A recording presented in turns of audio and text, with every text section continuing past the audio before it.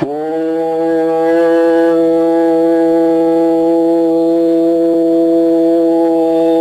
ஈஸ்வரா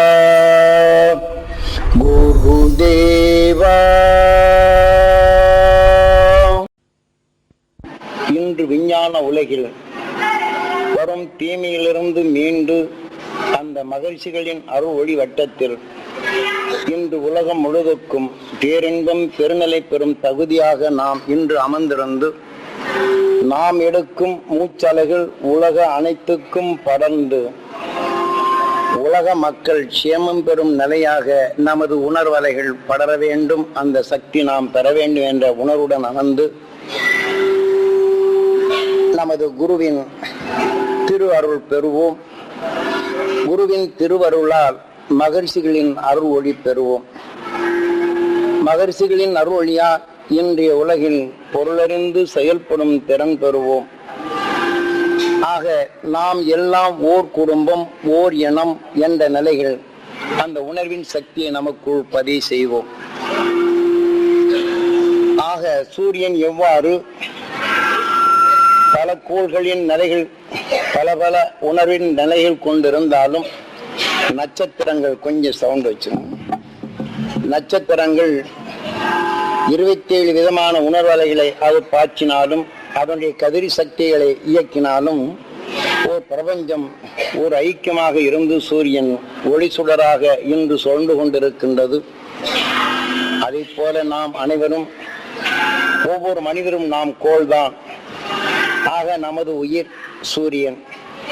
ஆக நாம் எல்லோரையும் சகோதர பாவத்துடன் நமக்குள் இயக்கும் இந்த உணர்வின் சக்தியை ஒருங்கிணைந்து நமக்குள் பல உணர்வுகள் நல்லது கெட்டது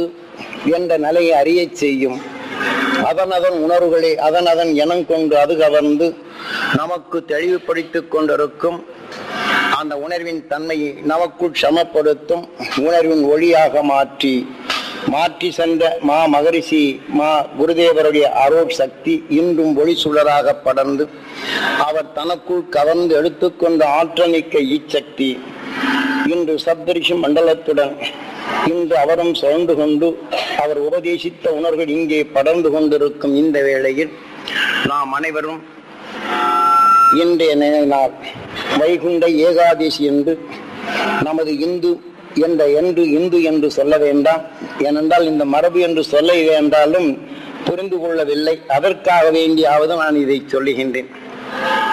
நமது இந்தியாவின் சாஸ்திர நிலைகள் படி இன்று ஒரு மனிதன் ஆக ஒளிநிலையின் உணர்வின் தன்மையை பெறும் தகுதி பெறப்படும் போது வைகுண்ட ஏகாதசி என்று சொல்வார்கள்.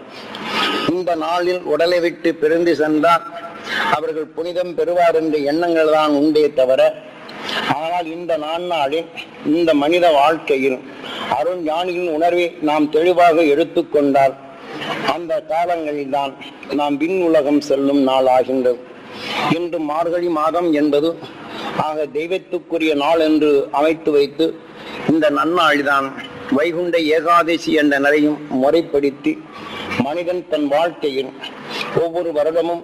நாம் இந்த எந்தெந்த கணக்கில் நம் வாழ்க்கையை தீமை அகற்றி மெய் உணர்வின் வழியில் நாம் சென்றோம் என்ற நிலையை அறிந்துணர்ந்து அதன் வழிகளில் இன்றைய நன்னாளில் இன்னைக்கு மகரிஷிகள்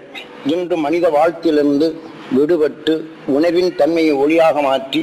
விண்ணுலகம் சென்றடையும் நன்னாளாக மனிதனின் உணர்வின் நிலைகளில் உயிர் 10வது நிலை அடைந்து உணர்வை ஒளியாக மாற்றி விண்ணுலகம் சென்ற நன்னாள் என்று அன்றைய மகரிஷிகள் தேர்ந்தெடுத்தார்கள். ஆகவே அந்த அருள் வழியில் நாமும் சென்று இன்று நாம் அதனின் ஆற்றலை பெறும் தகுதியாக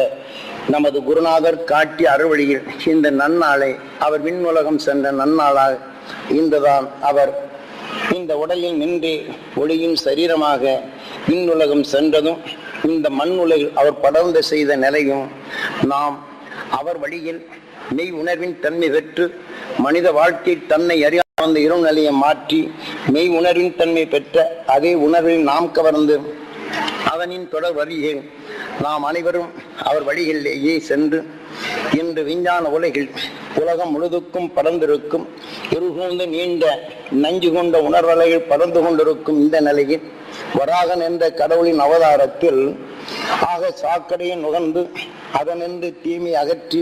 நல்ல உணர்வினை தனக்குள் கவர்ந்து அதிலே விளைந்த அந்த உணர்வின் தன்மை கொண்டுதான்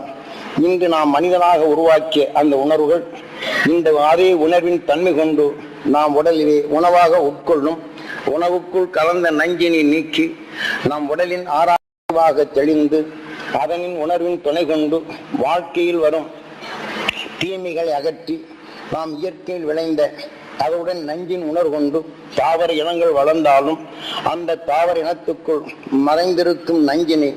ஆக நெருப்பின் தன்மை கொண்டு மனிதன் அறிந்துணர்ந்து அதனின் விஷத்தன்மையை நீக்கி மற்ற பொருளின் தன்மையை சுபமிக்கதாக உருவாக்கி அதனின் துணை கொண்டு மனிதன் மகிழ்ந்து வாழும் நிலை போல அன்று மகரிஷிகள் விண்ணின் ஆற்றலை தனக்குள் மற்ற தன்மை இயற்கையில் தான் எடுத்து உணர்ந்து அறிந்து கொண்ட உணர்வுக்குள்ளும் பல நிலைகள் இருந்தாலும் அந்த மெய்ஞானிகள் தனக்குள் நாம் இப்போது எப்படி சமைத்து சுவைமிக்கதாக உருவாக்குகின்றோமோ இதை போன்றுதான் தன் உடலுக்குள் ஊடுருவி அந்த உணர்வின் எண்ணங்களால் கலந்த தீமைகளை அடக்கி அதனின் உணர்வு கொண்டு உணர்வை ஒளியாக மாற்றி விண்ணுலகம் சென்ற அந்த அருஞானின் நிலைகளை நாம் பெரும் பாக்கியமாக நமது குருநாதர் காட்டிய அறுவழியை இன்று நாம் அனைவரும் பதிவு செய்து அந்த உணர்வின் நல்ல வித்தாக நமக்குள் பதிவு செய்து இதே ஆண்டில் நமது நிலைகள் அந்த மெய்ஞானின் அருளை நமக்குள் புகுத்து அதன் அருளின் துணை கொண்டு நாம் இந்த விஞ்ஞான உலகில் வரும் தீமையை அகற்றி பொருளிறந்து செயல்படும் நன்னாளாக நமது குரு காட்டிய அருள்வழியில் இன்று நாம் செல்வோம் என்ற நிலையில் எடுத்துக்கொண்டு ஓம் ஈஸ்வராங்கிற போது நமது உயிர் ஜீவனாக இருந்து இயங்கி கொண்டு நாம் எண்ணிய நிலைகள் இயக்கமாக இருக்கிறதை உயிரை ஈசன் என்று நமது குருநாதர் காட்டிய வழியில் நம் உயிரை வேண்டி நமக்குள் இருக்கும் அனைத்து உணர்வுகளுக்கும் குருவாக இயங்கி கொண்டிருக்கின்ற நமது உயிரை அது ஈசனாக மதித்து இன்றைய நிலையில் நாம் ஈசனை வேண்டி நம் ஈசனான உயிரை வேண்டி உணர்வின் ஆற்றல் மிக்க நிலையை அந்த மகிழ்ச்சியின் அருள்வழியை பெறுவோம் என்ற குரு காட்டிய வழியில் நமக்கு முன் படர்ந்த அருண் ஞான சக்தியை பெறுவோம், நமக்குள் அறியாத இருளை நீக்கி மெய் உணர்வை பெறுவோம் என்ற ஏக்க உணர்வுடன் இப்ப நாதங்கள் ஓம் ஈஸ்வரா குருதேவாங்கிற போது நமது உயிர் ஈசனாக இயக்கி நம் உடலுக்குள் அனைத்து உணர்வுகளுக்கும் குருவாக இருந்து இயக்குவதும் நமது உயிரை. ஆகவே நாம் எதை உயர்ந்த நிலைகள் எண்ணுகின்றோமோ அந்த உணர்வின் தன்மை நாம் பதிவு செய்யும் போது அந்த மகிழ்ச்சிகளை எண்ணி நாம் எண்ணும் அந்த உணர்வு அது குருவாக இருந்து நமக்குள் அதை இயக்கச் செய்யும். ஆக மெய்ஞானின் உணர்வு நமக்குள் பதிய செய்த பின் அதனை மீண்டும் எண்ணும் போது அதன் குரு வழியில் நமக்குள் நல்வழியை காட்டும். இன்று மனித வாழ்க்கையில் சலிப்போ சஞ்சலமோ இதை போல உணர்வு நமக்குள் பதிவு செய்து கொண்டால் அது குருவாக நின்று சலிப்பான செயலும் சஞ்சலமான செயல்களும் அது உருவாக்கும் நிலையை பெறுகின்றது. ஆகவே இதை அனைத்தும் எதை எண்ணுகின்றோமோ அவை அனைத்தையும் நம் உயிர் இயக்குகின்றது. ஆக இதைத்தான் நாம் எதை எண்ணுகின்றோமோ அதை நம் கண் வழிகாட்டுகின்றது என்ற நிலையை கீதையிலே நீ எதை நினைக்கின்றாயோ அதுவாகின்றாய் என்ற நிலை தெளிந்து தெளிவுற நமக்குள் மகாபாரதமும் ராமயானமும்